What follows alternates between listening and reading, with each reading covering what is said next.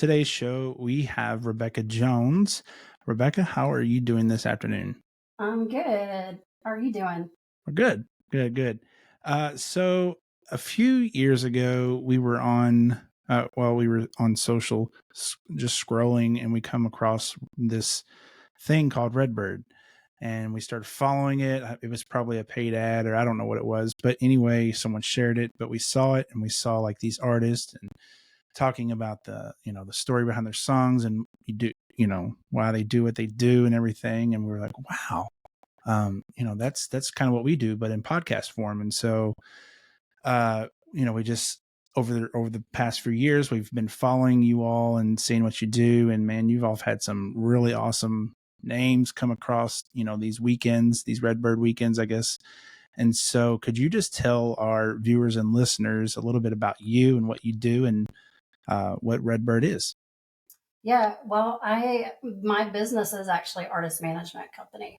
And so I have worked with artists and songwriters and worship leaders since 2015 on my own. Prior to that, I worked with another management team. I worked with a booking agency. And so I've been in the music industry for a long time, but started Redbird Artist Agency after the company I was with kind of changed hands. And so there was a whole crop of us that lost our jobs, but it was the push I needed to start my own business. And so at the time I was managing a couple songwriters, worship leaders. Fast forward to today, I've worked with a handful of artists since 2015, going on 10 years now, which is crazy. And then in 2017, I started an event called Redbird Common. It actually didn't have a name. It didn't have a name at that time, but within that first year or so, we kind of raised our own banner, called it Redbird Common, common being short for community. Also, this past year started another event called In Common, and N is short for indie. So we're kind of being a little incognito with what meanings are behind both of these events. But if you come to one, it's pretty clear, like this is for the community, this is for the artists, and for those aspiring Christian musicians and songwriters too. So that's kind of what I do in a nutshell. Yeah. So where does the Redbird come from? Like, is that something you've always liked, is Redbirds, or tell us about that? I've always loved Redbirds because they are connected to a very special person in my life, and that is my grandmother. We called her Nanny. She was my rock. She taught me to pray. She taught me how to drive. Before then, she would pick me up from school. So she was just my everything. Fast forward and up until, I guess, in my late 20s, she acquired dementia, Alzheimer's, and so she moved out of her house. My husband and I actually moved into her house, and I opened up the pantry or opened up the linen closet and to put my towels in, and her towels were still there, and I realized they were folded the same way. So she taught me all these things. She even taught me how to fold towels, and I didn't even know it. But she loved birds. Cardinals were one of her favorite birds, but she called them redbirds, never called them cardinals. Sure. That's where that comes from. She passed away in 2010. So this has just kind of been a way for me to honor someone very important in my life and to carry on her legacy. So, yeah. Redbirds. Say I'm from Louisville, and so our brothers were big Cardinal fans, and so we love the birds. We love, and actually years and years ago, probably early '90s, the minor league baseball team was called the Louisville Redbirds, and so yes, I knew that. So yeah, that's awesome. No, I see the people from Louisville down here with their little Cardinal stickers on their cars quite often. So it's close, but it's not the same. Sure. Well, and our Cardinals have big teeth and stuff in the logo, and so it's close. Yeah. No, mine's a bit more tame. Sure. You also have Redbird Worship, right? Yes, I have another event that I started. Gosh, I don't even know the date of when I started that. It's just sort of been something that I've done a few times when there's space for it in my personal schedule. And we've had David Leonard come and lead worship. We've had Josh Mm-hmm. Baldwin, Chris McClarney, and it's just been a really great way to bring people together. That's called common worship. So again, we keep common in everything because really this is all about the community. This is not about me. In fact, I feel kind of weird doing this interview because it's not about me. It really is about, Right. I like to be behind the scenes. I'm an Sure. artist manager, so like being behind the curtain, not on the stage. I don't like the spotlight. And so Sure. um, very much as a way for me to bring the community get together and showcase some of my friends who are amazing songwriters and artists. And it's been cool over the years to watch these groups of people get to know each other, and I see them cross pollinate at the other events, and then I see them in town, which is really cool. I see them at other concerts or industry events, and so it really has created this like the common thread obviously is that we are worshipers and that we're um, love the message of Christian music and we're fans of these songwriters and these artists, but it really has pulled together this unique community. Yeah. Yeah, in front of the scenes is not a behind the scenes thing. This is the thing that's like prominent. So that's really special. I'm also the kind of person that would love have people over at the house and then disappear. Like you come over and then I'll go away. So, yeah. That's funny. What has there been like a moment in these weekends that you do, like a real special moment, a favorite moment of yours? Oh, the moment that is just ingrained in my head was an event that we did. I want to say 2018. It was pretty early on. It was really kind of at the beginning of figuring out what this thing was going to be. Um, and this person actually has played numerous times since that day. But a guy named Ethan Hulse, he's a prolific songwriter. He has his fingerprint on every third song you hear on Christian radio and beyond. I mean, he's not just writing in the Christian space, but he was on the lineup, and uh, people probably didn't show up for him. He wasn't the well-known name on the lineup. Sure. So the story goes is he tells a story behind this song and he starts singing it, and he has a really great voice. And you could feel the gasp in the room, and numerous cell phones went up because he had told the story of the song Scars by I Am They. Yeah. And no one, I think the aha moment for people was that's the guy that wrote that song that I've heard a million times on Christian radio or streamed it. And so it was really special just for the whole room to go, oh, there's more to the song that I know, the song that I love. There's actually people doing work behind the scenes to create the vulnerability that they have to go into the writer's room in this awkward like speed dating moment where they're getting to know each other if they haven't met before and write the song that really encourages people and changes people's lives. So it was a really sweet moment. I always find myself in the back of the room at every event and pinch myself every single time that this is this thing that I get to help cultivate. And so that was one of the most special moments, I think. Yeah, I think about songwriters like Matthew West and Chris Tomlin, like before they even started singing, that's what they did. And they still do is just write songs. And that's right. That's like right. you didn't know those people, and then out of nowhere they just started singing. You're like, wait a minute, they've been around for how long? And it just took them a while, I guess, I don't know what wanted them to start singing, but a lot of them do start out for many years as songwriters and continue to do so. So that's right. That's right. Consumed by Fire is a great example of that. Most recently, they were just staff writers at their record label. They wrote the song that they felt really strongly about, and I think the label was planning to pitch the song, but they said, "Well, hey guys, what if we carry this song?" And they did. So we love those guys. They're so cool. Their come out song to Christian radio. So yeah. What is some of the music that you're into? What's some of the music that you grew up listening to? Oh boy, this is a terrible question for me because I'm all over the place. I grew up in Nashville, so Yeah. country music was around me all the time. So, I mean, I wouldn't say I was ever like a hard country music fan, but my very first concert was Garth Brooks. I was Mm, just telling someone about this the other day. He broke three guitars on purpose at that mm. show. It was at Municipal Auditorium, which is our big, huge, giant arena at that time in Nashville. So a little bit of country music, but man, I really did grow up on Christian music. Stephen Curtis Chapman was the jam for me. He just posted something yesterday about Dancing with the Dinosaurs. And Yes, so we funny was reposted. that. I went to a mega church from the time I was 12 through college, and we were like audio adrenaline. Big Big House was a giant song for us. I think the cartoon song by Chris Rice is something that we Yep.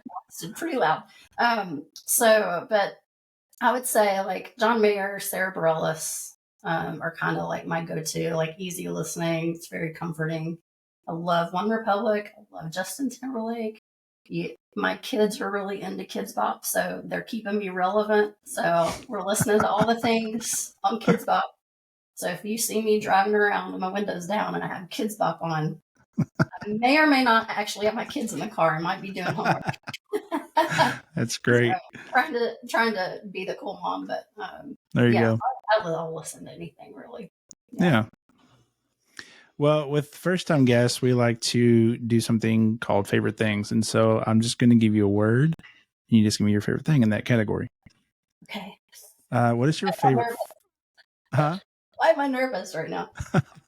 What is your favorite food?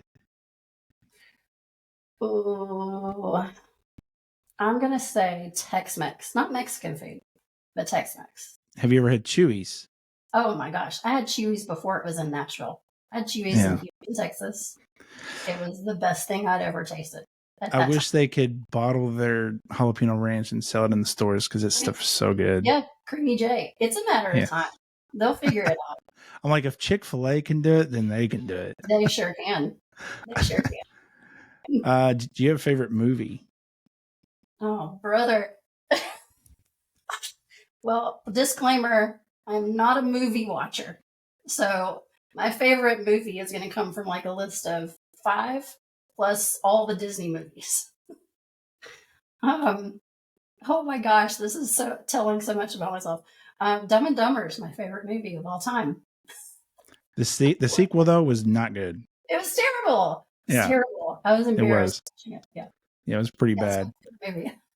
Yeah. And Jim Carrey and Jeff Bridges. No. yes, Bridges, thank you.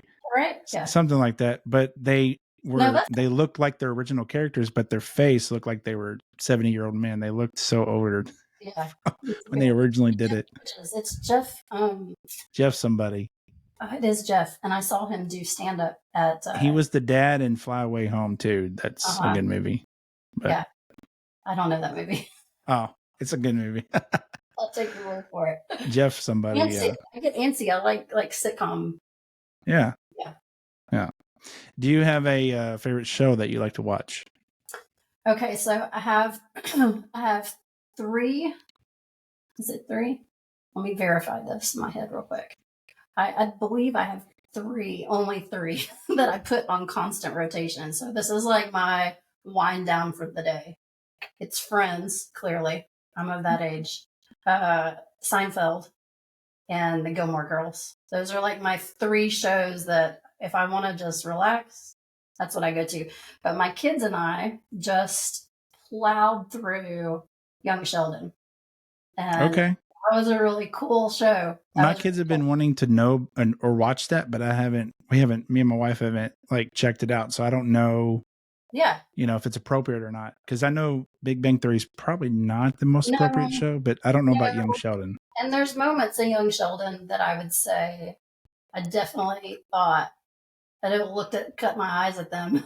Looked at the corner of my eyes like, are they getting what's going on right now? I hope not. And if they do, we're gonna have a conversation later. So see, when I watch shows from the 90s and I watch them now, I'm like, man, I had no idea of how much innuendos were in stuff.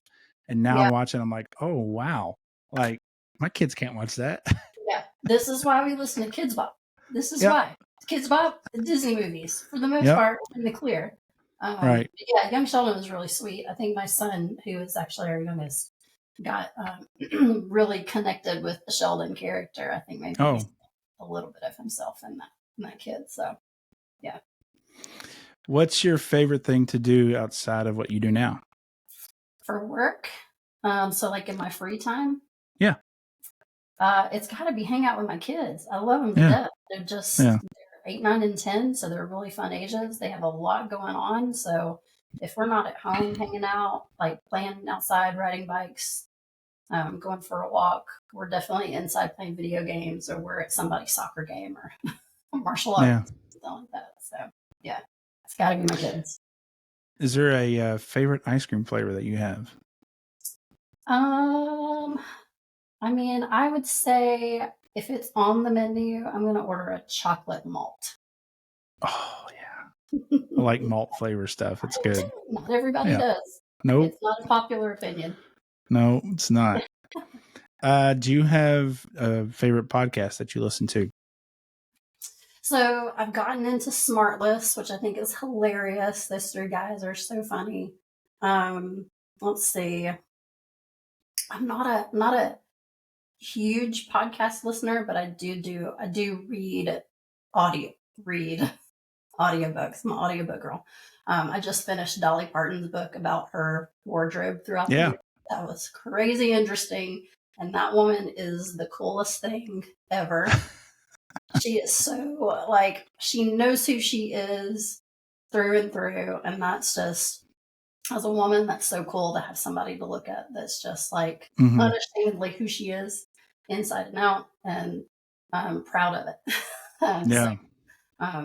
But yeah, I think the Smart List, I'm not super consistent on podcasting, but that's the most recent one that I've gotten into that I think is incredibly interesting. I love learning about people. I love Sure. biographies, so that's really fun. What's next for Redbird, and how can our listeners keep up with you? So the next thing that's happening is March 28th. That will be our 7-year anniversary. We don't have an event planned. It's just a date on the calendar. I'm going to try to celebrate it in some way. Maybe have a few artists sort of tell their experience of being a part of it over the years. And there's people in that first year that have seen it grow pretty significantly. So it's always cool to have that reflection back on where we've come and the stories we've been able to tell and the people we've met through the years. So that's next. I have an event. My next event's May 14th. We gathered together here in Franklin, Tennessee. So that's the next big thing. Nice. Well, to wrap up, I'd like to see if you'd be willing to share something that God's been doing in your life recently that would help build our viewers' faith. Oh, man. Let's see. I think something that I told a friend of mine recently who just had a baby, as I said, your kiddo doesn't need you to be perfect. They just need you to be there. And I think that's something that I'm trying to implement just across the board with friendships, with my children, with myself, is just be present. Half of the the gift that we have for each other is just being there. So just showing up is like the majority of it.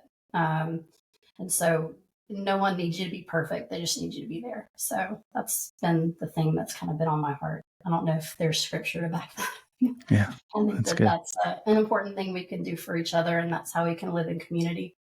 We had a neighbor down the street that had a pretty terrible tragedy last week, and they didn't need flowers, they didn't need meals, they didn't need money. They just needed us to be there. And so we gathered together as a street, and we did that for that family, and they feel like they have everything they need. So yeah, I think that's pretty important. Just show up. That's good. Yeah. Well, Rebecca, thank you so much for taking the time and chatting with me.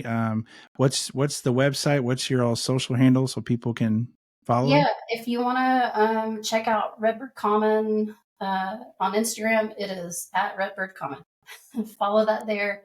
My website for my business is Redbird Artist Agency. On there, you can go and find out all about the events, all about artists that I represent. You can reach out and say hi, which I would love to do that. If you're an aspiring artist in Christian music, we've got an event for you too. So there's a way for you to submit and go through our process to be picked to play. So we've got 5 more events this year there, 4 more events with Redbird Common.